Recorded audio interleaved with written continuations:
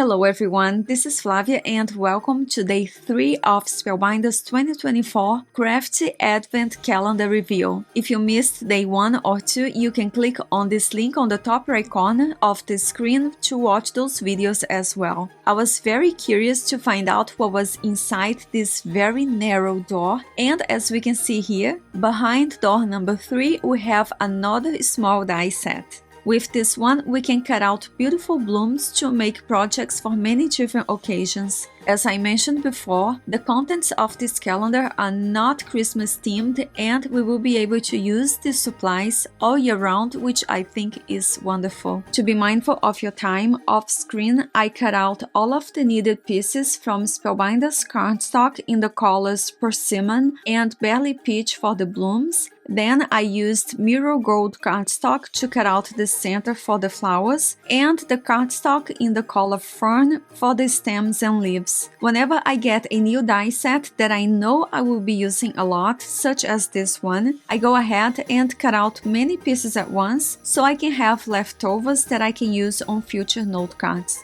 I also like to cut out extra pieces that I can use to decorate the envelope to make it match the note card. A trick that I like to do to bring my note cards to the next level is to ink blend sections of each die cut with a darker shade of ink. This step is definitely optional, but I do think it adds a lot of depth to these die cuts, making it stand out even more.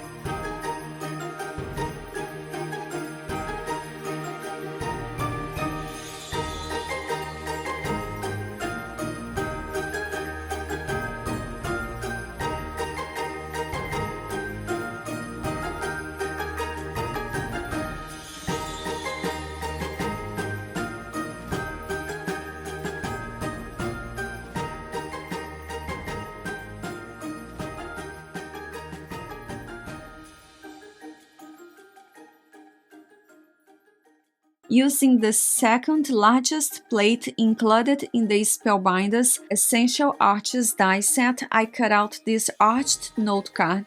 I taped this metal plate on top of an A2 size side-folding note card, making sure to offset the metal plate over on the folded side just a little bit, so I would end up with these two connected pieces that I can now use as a card base. Since we need to cut out 2 layers of cardstock at once to do this, I like to run it through my die cutting machine twice just to be safe. Then, using the third largest plate included in the set, I cut out 2 smaller panels that I will now adhere inside my note card to make it feel heavier so it can stand nicely on display. Using my Misty stamping tool, I will now stamp a sentiment on the front of my note card using a clear stamp from the Stampendo's Birthday Messages stamp set. This is a great sentiment set with 7 or 8 different birthday messages. Stampendo's has many other sentiment stamp sets such as this one with wonderful sentiments for many different occasions, and if you're in need of a sentiment stamp set, I highly advise you to take a look at the Stampendo's sentiment stamp sets over on Spellbinder's website. After stamping the sentiment, I will begin decorating the front of my note card with those beautiful die cut blooms.